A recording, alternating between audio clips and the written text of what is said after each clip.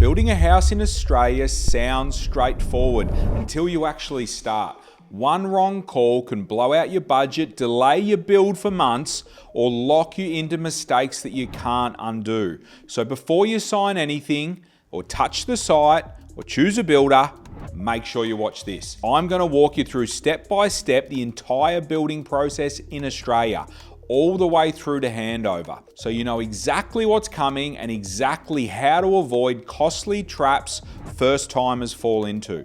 Hey guys, Peter Kelly here from Little Fish. If you're new around here, we keep things simple. We help everyday Aussies build smarter, avoid the traps, and get clarity around their property journey. And today, I'm going to take you through the actual stages of building a house in Australia, start to finish and in plain English. No fluff, no jargon, and no sugarcoating. Now, before we jump into the pre-build work, it's important to understand how construction stages and payments actually work across Australia. When it comes to build contracts, there are usually two ways they're structured. First is what is referred to as Method A, and is more the traditional schedule with 5 major stages of construction. Here in Victoria, where we're based, those 5 stages are base stage, frame stage, lockup stage, fixing stage, and finally completion stage. Other states might use slightly different names, but the flow is basically the same nationwide. The second is Method B, which breaks those same stages into smaller sub-stages, which means that the builder receives more regular payments throughout the build.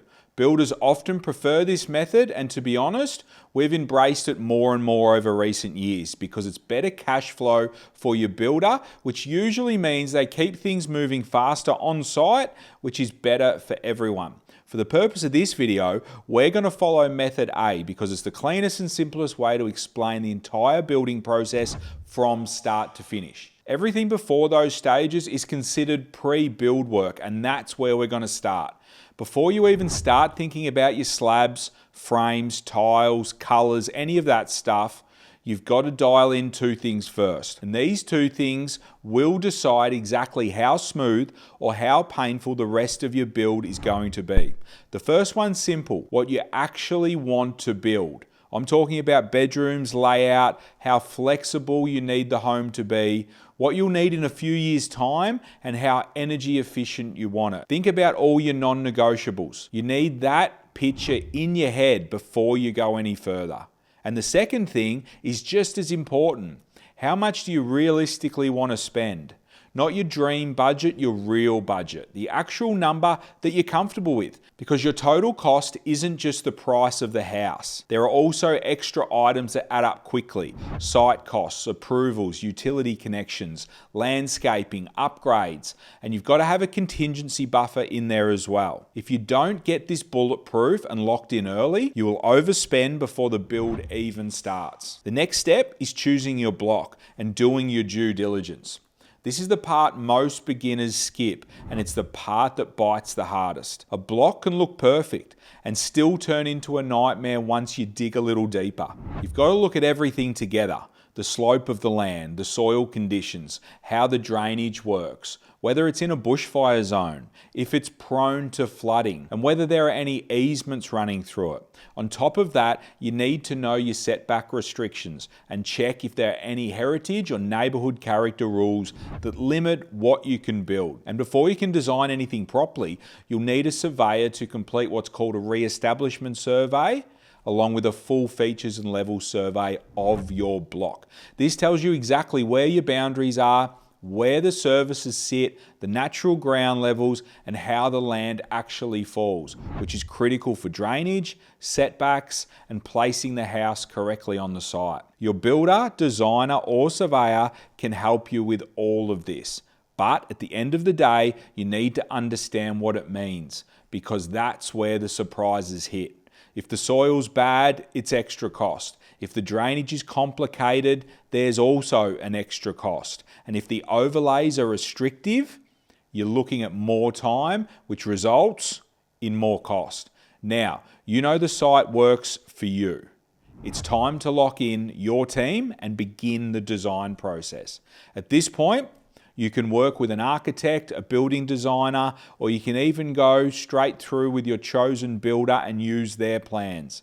Whatever suits the style of home you are looking for and the way you prefer to work. But no matter which path you take, the design still must comply with the National Construction Code, your local planning rules, and of course, your budget. And this is also the time to choose your builder. Not at the end, but right now. You want to choose a builder with good communication, who's transparent, who has a genuine track record building homes such as the one you are looking to build. You need a builder that uses industry recognised contracts such as Master Builders or HIA here in Victoria, and you need someone who isn't cutting corners just to win a job. So if you get a crazy cheap price relative to the other tenders, that should be seen as a red flag and not a bargain. At the end of the day, your team will directly impact your experience, so choose well. This is also the point where your windows and external doors gets fully specified and measured so your builder can order them early. You want these ordered well before construction begins so they're ready to be installed at lockup. Delays can stall the entire build. The next step is to think about the approvals, permits and documentation you will need to execute your build. This is where most people get blindsided. Before you build anything, there's a stack of approvals and documentation you need to have locked in. You'll need your planning permit if your project requires one. You'll need a building permit, all your engineering drawings and computations, your energy reports, your soil tests, your final working drawings, and your full contract documentation. If something is missing or incorrect here, it will cause delays later on, guaranteed. This is also the stage where you confirm every inclusion and every exclusion. And before you pay your deposit, make sure your builder has actually taken out their domestic building insurance and shown you proof of it. It is not uncommon for builders with financial issues to collect deposits and not lodge the insurance. And if they go under, the deposit isn't covered. So when you sign the contract, wait for the insurance certificate, check it, and then only pay your deposit.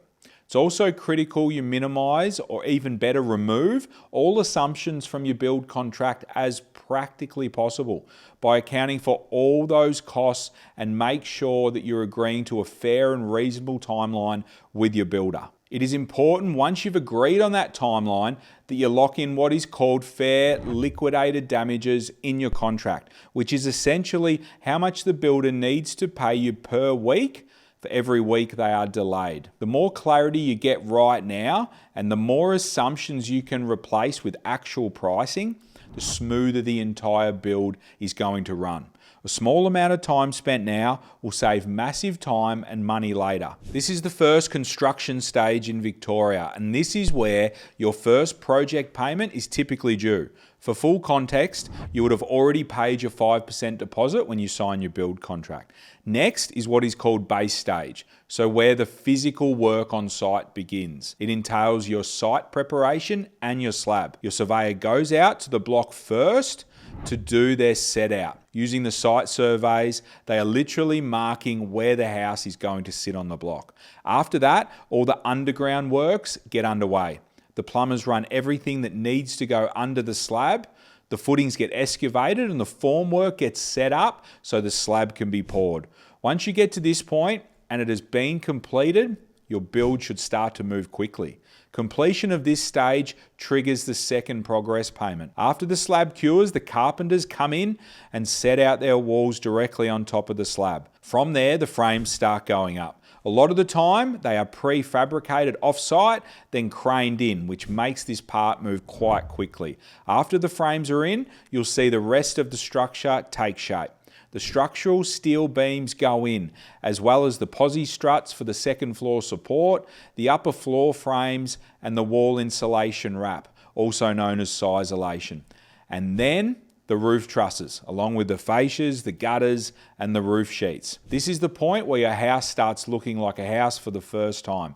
And before the roof goes on, the builder needs to install the scaffolding and all the fall protection measures so the roof plumber can work safely.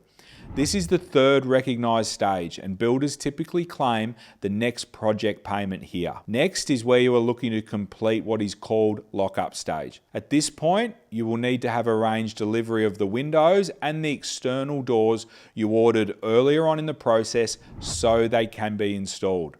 Once they're in, the house becomes waterproof. This is lockup. Completion of this stage triggers the fixing stage payment claim. At this point, you move into what's called the fixing stage. This is where the carpenter comes through and starts installing all the internal details. So the doors, the handles, the skirting, the architraves, and the internal fixtures. Once that's done, the painter will usually come in and put on a first coat. And from there, the kitchen and joinery measurements can be finalised so the joinery can be manufactured off-site. This step matters. If anything goes wrong here, your finish quality will suffer. This is where the final construction stage under Victorian law, and it aligns with the final payment claim. Then it's time for all your final fit off and all your finishes. This is the stage where the home actually comes alive. Inside your kitchen and bathroom, your joinery gets installed with stone bench tops, your plumbers get to fit off the taps and the fixtures. The electrician fits off the switches, the power outlets, and the lights. Your heating and cooling gets commissioned, so everything is balanced and working properly. And then your flooring goes in. Externally, your driveway gets done and the paths get installed. The turf goes down, the garden beds are finished, and the fences go up. Even the clothesline and the letterboxes get installed. Once again, all of this can happen in parallel.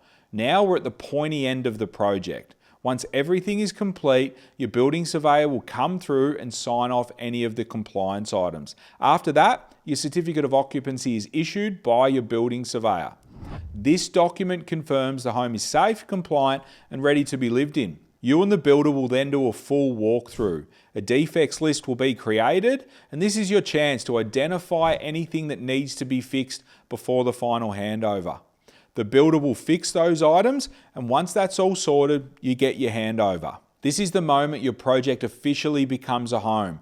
And if you're subdividing, and your council will issue your statement of compliance once all your subdivision requirements have been met. This includes things like services being connected, driveways being completed, and any other conditions set out in your planning permit being signed off. Once the council issues a statement of compliance, you can lodge your titles and settle any sales that you've made off the plan. At this point, if you have a plan to move in, then it's game on. You can move in. Just keep in mind that you have a defects liability period, usually somewhere between 3 to 6 months, maybe even 12 months, depending on your contract. During that time, you want to keep an eye on anything unusual, things like cracking, doors sticking, leaks, or electrical issues. If anything like that shows up, make sure you note it down.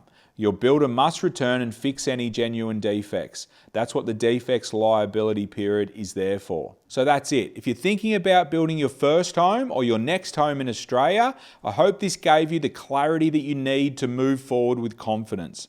If you want even more support, I'm offering one-on-one mentoring, full project management, and even buyer's advocacy to help you find the perfect site for your new build. You can book a call directly with me anytime. I've dropped the link below. And make sure you're inside the Little Fish Network. It's free, it's full of experienced builders, developers helping each other every other day. There is also a link for that below. And of course, if you got value from this video, give it a hype and a like, hit the subscribe, and drop any questions in the comments. I reply to all the comments. Until the next one, I'm Peter Kelly. See you at the top.